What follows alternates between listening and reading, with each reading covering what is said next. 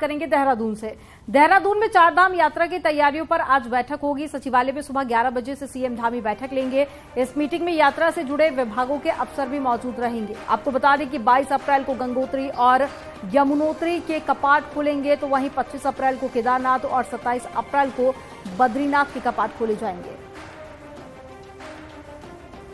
तो आज की बैठक काफी ज्यादा खास मानी जा रही है, क्योंकि क्या तमाम व्यवस्थाएं चारधाम यात्रा को लेकर रहेंगी, इसके लिए आगे की रणनीति भी बनाई जाएगी, प्लानिंग होगी और साथ ही अफसरों को तमाम दिशा निर्देश भी दिए जाएंगे ताकि चारधाम यात्रा पर पहुंचने वाले श्रद्धालुओं को किसी भी तरह की दिक्कत का सामना ना करना पड़े। और ऐसे में बिजली, पानी, स्वास्थ्य तमाम सुविधाओं को और भी दुरुस्त करने की कोशिश की जा रही है। साथ ही रजिस्ट्रेशन को लेकर भी सरकार काफी ज्यादा सुधार करने की कोशिश कर रही है, क्योंकि पिछली बार हमने देखा था कि रजिस्ट्रेशन में काफी ज्यादा लोगों को दिक्कत हो रही थी। और जरा जानकारी के साथ में देहरादून से दीपांकर भट्ट जुड़ गए हैं। दीपांकर, श्रद्धालु जब चारधाम यात्रा पर पहुंचते हैं तो उनको किसी भी तरह की दिक्कत ना हो, इसको लेकर धामी सरकार लगातार कोशिशें कर रही है। आज बैठक होने वाली है, 11 बजे से ये बैठक की शुरुआत होगी। आपके पास क्या ज्यादा जानकारी बैठक को लेकर, और बैठक को लेकर किस तरह के कयास लगाए जा रहे हैं? बिल्कुल, साल 2023 में जो चारधाम यात्रा होनी है उसको लेकर आज मुख्यमंत्री पहली बड़ी बैठक करने जा रहे हैं। चारों धामों के कपाट खुलने की तिथि तय हो चुकी है। 22 अप्रैल को गंगोत्री यमुनोत्री, 25 को केदारनाथ और 28 अप्रैल को बद्रीनाथ के कपाट खुलेंगे। तो यहां से ठीक 2 महीने का वक्त करीब करीब बचा है। इस 60 दिनों में सरकार को पूरी तैयारी करनी है।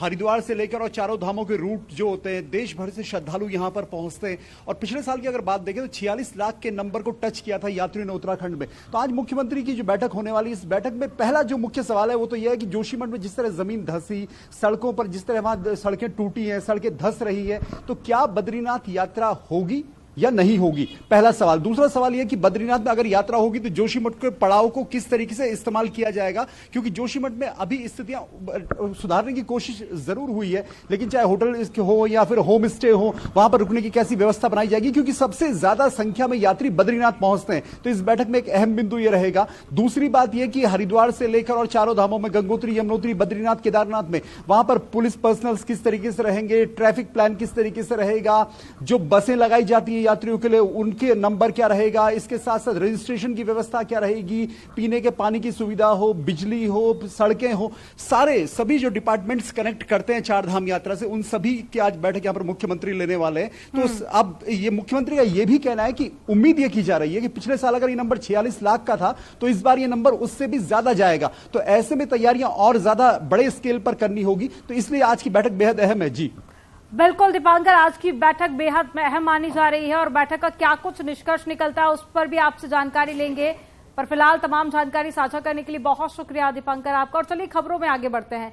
चारधाम यात्रा से जुड़ी हुई अगली खबर है। आज से श्रद्धालुओं का ऑनलाइन रजिस्ट्रेशन शुरू हो गया है और आज से बद्रीनाथ धाम और साथ ही केदारनाथ यात्रा के लिए रजिस्ट्रेशन ऑनलाइन शुरू किया गया। पहले चरण में 2 धामों यानी कि केदारनाथ और बद्रीनाथ के लिए रजिस्ट्रेशन शुरू हो चुका है। चारधाम यात्रा की रजिस्ट्रेशन वेबसाइट, व्हाट्सएप के साथ ही टोल फ्री नंबर भी जारी किया गया है, जिस पर आप रजिस्ट्रेशन करवा सकते हैं। और इसके लिए एक ऐप भी लॉन्च की गई है और एक जो नंबर जारी किया गया है वो आपको बता देते हैं, 8394833833 ये नंबर है। इस नंबर पर आप फोन लगा के अपना रजिस्ट्रेशन करवा सकते हैं। व्हाट्सएप नंबर भी जारी किया गया है, 01351364, ये टोल फ्री नंबर है। और कई तरह से कई माध्यम सरकार ने इस बार तैयार किए हैं जिनके जरिए आप रजिस्ट्रेशन करवा सकते हैं, क्योंकि पिछले साल रजिस्ट्रेशन को लेकर तमाम दिक्कतों का सामना श्रद्धालुओं को करना पड़ा था, आसानी से रजिस्ट्रेशन नहीं हो पा रहे थे। तो ऐसे में 2 महीने पहले से ही नंबर जारी कर दिए गए हैं और साथ ही कई सारे माध्यम होंगे जिनके जरिए आप रजिस्ट्रेशन करवा सकते हैं। और चारधाम यात्रा को लेकर तैयारियां काफी तेज हो गई हैं। प्रशासन यात्रा को सफल बनाने के लिए सभी व्यवस्थाएं चाक चौबंद करने के निर्देश जारी कर रहा है। तो वहीं बिजली, पानी, संचार और स्वास्थ्य की व्यवस्था भी दुरुस्त करने को कहा गया है। शासन ने जिले के सभी अधिकारियों को निर्देश जारी करते हुए समय रहते सभी व्यवस्थाएं सही करने को कहा है। तो बिजली, पानी, स्वास्थ्य जैसी किसी भी सुविधा से लोगों को वंचित ना रखा जाए या लोगों को बेहतर सुविधा मिले, इसके लिए तैयारियां काफी जोरों पर हैं।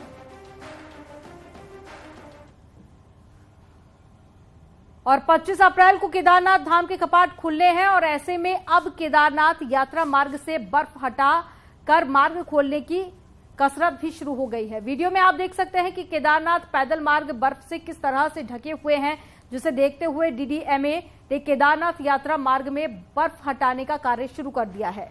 और तस्वीरों के जरिए आप देखिए, ये रुद्रप्रयाग की तस्वीरें, ये मार्ग केदारनाथ की तरफ जाता है, तो ऐसे में लोगों को यात्रा में दिक्कत ना हो इसके लिए बर्फ को हटाया जा रहा है ताकि आवाजाही का जो रास्ता है ये थोड़ा आसान हो सके।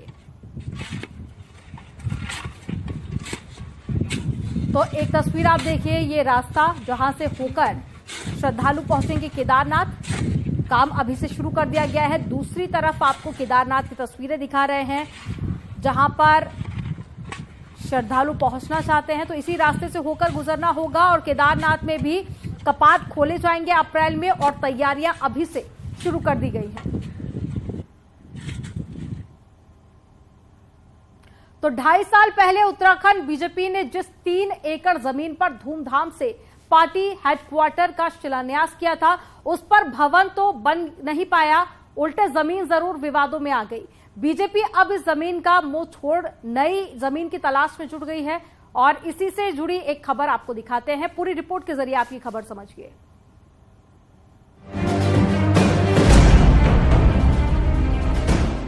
अक्टूबर 2020 में बीजेपी ने लाडपुर में रिंग रोड पर 3 एकड़ जमीन में 3 मंजिला भवन का शिलान्यास किया था। लक्ष्य था 2022 के विधानसभा चुनाव से पहले हेडक्वार्टर बनकर तैयार हो जाए, लेकिन ये जमीन इतने विवादों में फंसी कि मामला अब हाई कोर्ट में चल रहा है। आरोप है कि ये चाय बागान की जमीन है जिसके स्वामित्व का कोई रिकॉर्ड नहीं है। मामला उलझता देख बीजेपी कहीं और जमीन तलाशने जा रही है। क्योंकि कोर्ट का डिसीजन कब आए वो बड़ा, लेकिन हम हमारी कोशिश रहेगी कि देहरादून में नया स्थान हम लें। हमने कार्यकर्ता से आह्वान किया, कोई स्थान ढूंढता है, कोई डोनेशन हमको डोनेट करता है या कोई ऐसा स्थान हमको मिल जाए जो कम रेट पे हम उस रूप में लेंगे तो हम नए स्थान पर भी कार्य निर्माण कर सकते हैं। उधर कांग्रेस का कहना है कि जिस जगह बीजेपी ने शिलान्यास किया उसका स्वामित्व न बीजेपी के पास है और न ही किसी दूसरे के नाम पर।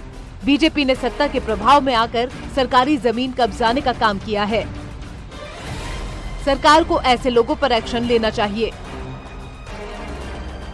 वो भाजपा के पास नहीं है और किसी और के पास भी नहीं हो, तो सरकारी भूमि है और सरकारी भूमि पर या चाय बागान की भूमि पर कब्जा करके कार्यालय बनाए तो मैं समझता हूँ ये परंपरा ठीक नहीं है और जिन लोगों ने इस कृत्य को करने का काम किया है सरकार उनके खिलाफ कानूनी कार्रवाई करने का काम करे।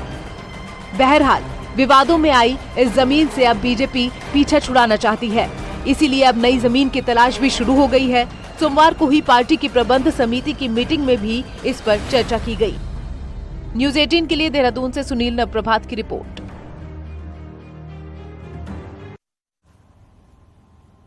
तो उत्तराखंड में गर्मी आने से पहले ही कई जंगल धधक रहे हैं। चमोली के कई क्षेत्रों में जंगलों में आग लगी हुई है। पीपलकोटी, हाथी पर्वत, उर्गम घाटी में जंगल जल रहे हैं, तो वहीं अल्मोड़ा में भी आग की चपेट में जंगल देखे जा रहे हैं। विश्वनाथ एरिया जो कि आग की चपेट में आ चुका है, यहाँ के जंगल भी देखिए आप कैसे जलते हुए दिखाई दे रहे हैं। तो वहीं फायर सीजन में भी ये जंगल जल रहे हैं और जंगल वन विभागों के दावों की पोल भी खोल रहे हैं।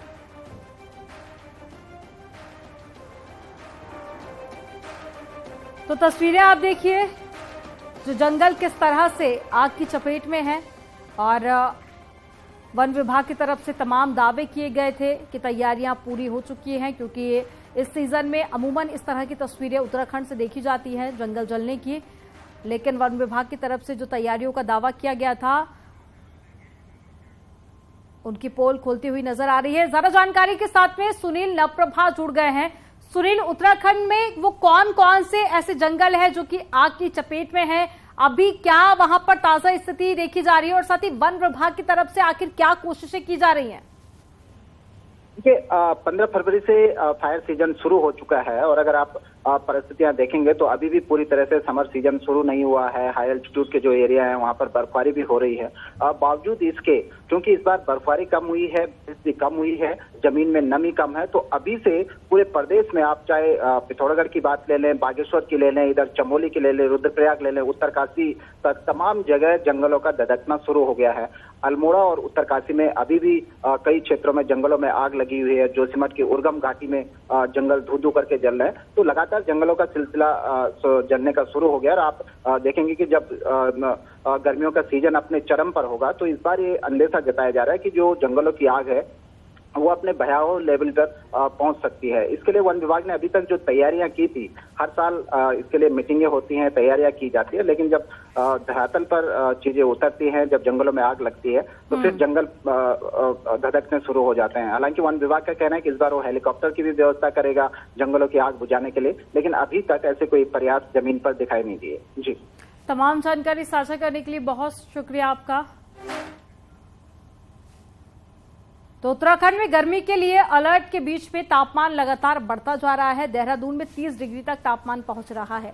वहीं पहाड़ में भी सामान्य से 8 से 10 डिग्री ऊपर तापमान चल रहा है। तो मौसम विज्ञान केंद्र ने गर्मी बढ़ने का अंदेशा भी जाहिर किया। इससे पहले भी मौसम विभाग की तरफ से अलर्ट जारी किया गया था और बताया गया था कि इस बार गर्मी पहले के मुकाबले काफी ज्यादा तेज होगी और साथ ही टेम्परेचर भी बढ़ेगा।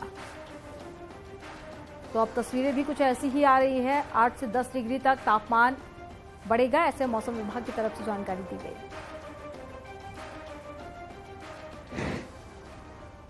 एरेटिक वेदर कंडीशंस का असर दिखने लगा है। प्रदेश में सामान्य से 8 से 10 डिग्री तक टेम्परेचर्स ऊपर जा रहे हैं। देहरादून में 30 डिग्री तक टेम्परेचर्स पहुंच चुके हैं। इसके अलावा मैदानी जिलों की बात की जाए तो 28 से 30 डिग्री के बीच ही टेम्परेचर्स लगातार चल रहे हैं। वहीं पहाड़ों में भी यही स्थिति बनी हुई है और मौसम विज्ञान केंद्र का कहना है कि लगातार इसी तरह का मौसम अगले कुछ दिनों में देखने को मिलने वाला है।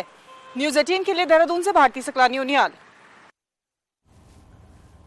गोवा, मणिपुर और केरल की तर्ज पर अब उत्तराखंड में भी तैयार होगा पर्यटन। पुलिस की तैयारियां जोरों पर हैं। इसके लिए शासन स्तर पर पूरा ढांचा तैयार किया गया है और इन पुलिस जवानों को हिंदी, इंग्लिश, बांग्ला के साथ ही तमिल, तेलुगु का भी ज्ञान दिया जाएगा। यह पुलिस चारधाम यात्रा के साथ ही प्रदेश के टूरिस्ट पैलेसों पर भी तैनात रहेगी। पूरी रिपोर्ट आपको दिखाते हैं।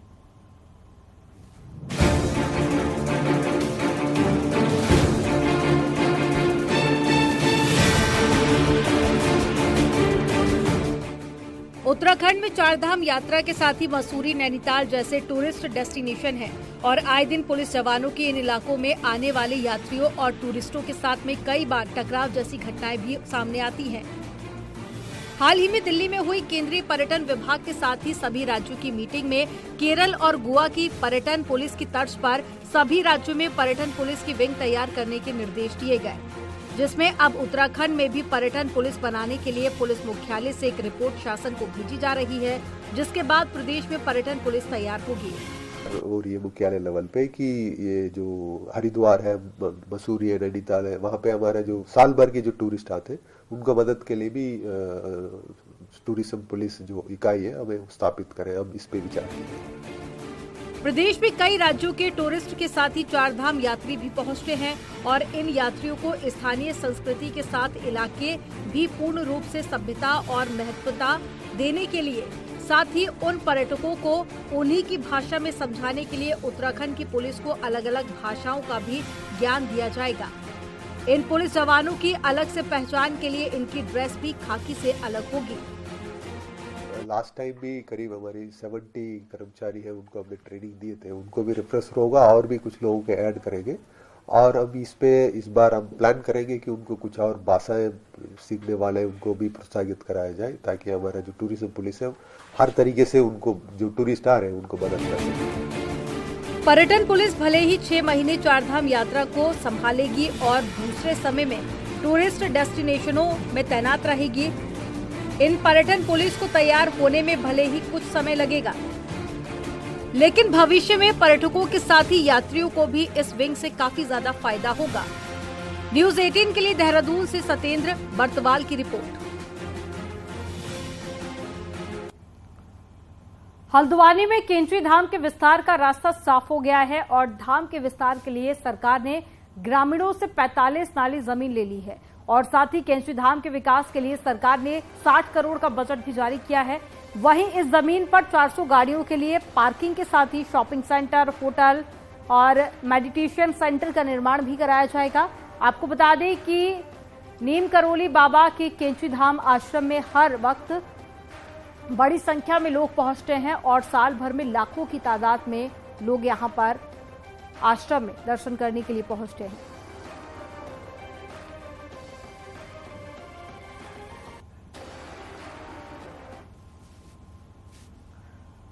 सोशल मीडिया पर रील बनाने का जुनून अब लोगों की जिंदगी भी समाप्त कर रहा है। हरिद्वार में हाल ही में 2 छात्रों की गंगा में डूबकर मौत हो गई। जब ये दोनों युवक पानी में डूबे उस वक्त उसके दोस्त वीडियो बना रहे थे और सोशल मीडिया के लिए बन रहा ये वीडियो दोनों के लिए आखिरी वीडियो साबित हुआ है। रिपोर्ट देखिए।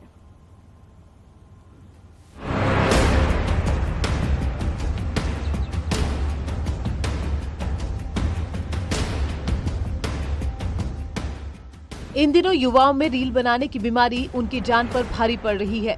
सोशल मीडिया पर लाइक और कमेंट पाने के लिए युवा इन दिनों अपनी जान से खेलने से भी गुरेज नहीं कर रहे। गंगा में नहाते हुए रील बनाने और लापरवाही करने पर 2 छात्रों को अपनी जान से हाथ धोना पड़ गया।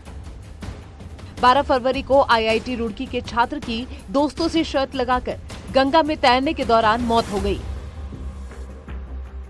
और 18 फरवरी को NDA की कोचिंग कर रहे आयुष पटवाल की पुल से छलांग लगाने के बाद डूबकर जान चली गई। दोनों युवकों की सोशल मीडिया के लिए वीडियो भी बनाई जा रही थी।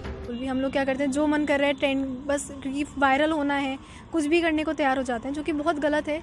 जानलेवा हो चुका है कितनी बार। अभी रिसेंटली यूथ हमारे 2 जो हैं लड़के जो हैं उसमें डूब भी गए हैं रील बनाने के चक्कर में, वीडियो बनाने के चक्कर में। गंगा घाटों पर सिर्फ युवा ही स्टंट नहीं कर रहे, बल्कि पिछले साल जुलाई महीने में हरियाणा से आई 75 साल की एक तैराक दादी का वीडियो भी तेजी से वायरल हुआ था, जिसमें बुजुर्ग दादी ने ऊंचे पुल से पानी में छलांग लगाई और तैरते हुए दूर निकल गई।